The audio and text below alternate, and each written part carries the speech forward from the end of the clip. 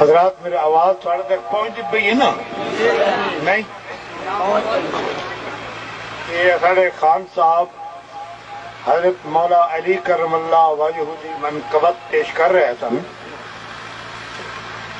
جس کی کچھ سمجھ سن آ رہی ہے یا کچھ نہیں۔ اخیر لفظ جس دے اتنے ختم کیتا وہ فرمایا ہے نے کہ جیڑا کعبہ شریف دے وچ جنمے ہے، کتنی بڑی شان ہے کعبہ شریف دے وچ، کتنی بڑی شان ہے پیدائش مولا علی۔ اسا ہن دیکھنا یہ بھی میرے بھائیوں کہ مولا علی نے کعبہ شریف میں جنم لے کے نبی پاک دی غلامی نے اختیار کیتا اور بچپن میں سب تو پہلے سرکار دے ایمان بھی لے آئے۔ ساڑھے سلسلے دے پیر بھی مولا علی ہیں، لیکن اسی علی دا پہلا نمبر نہیں آتے، اسی آتے ہیں علی دا چوتھا نمبر۔ نہیں سمجھے نا؟ نہیں سمجھے؟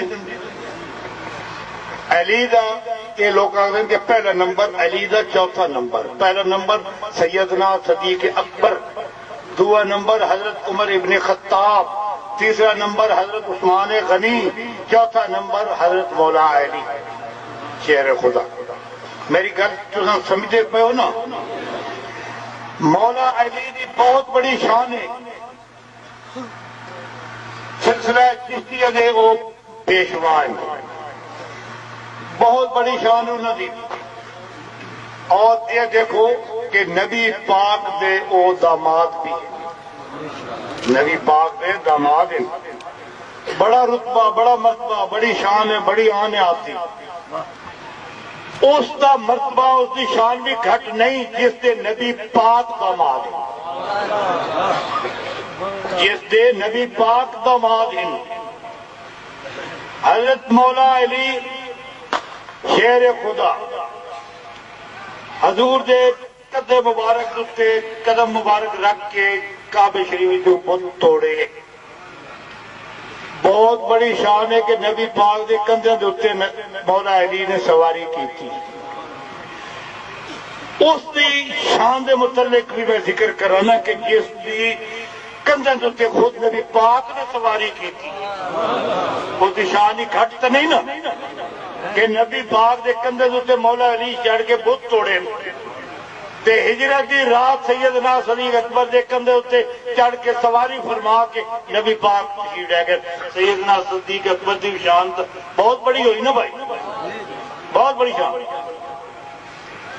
ہجرت دی رات مولا علی شیر خدا نبی پاک دے بستر دے اوتے آرام فرمایا۔ حکم ایسی کہ صبح سویرے تمام امانتاں یہ ہیں وہ امانتداراں نو پہنچا دے ہونیاں۔ اس واسطے آپ نے چھوڑ دیتا اور خود کہندے نال ہجرت فرمائی رل کے سیدنا صدیق اکبر دے نال، ہجرت فرمائی سیدنا صدیق اکبر دے نال۔ مولا علی ساری رات نبی پاک دے بستر دے ستے رہے، انتظار ہی کہ صبح ہوتی میں امانتاں والے نو امانتاں دے سا تے نبی پاک ساری رات سیدنا حضرت صدیق اکبر دی گود سر رکھ کے ستے رہے، وہ بستر پہ ستے رہے، بہت بڑی شان ہے کہ نبی خود جو ہے وہ دے گود میں سر رکھ کے ستے رہے۔ تو میرے بھائیو اس دے وچ ذرے بھی عنصر آوے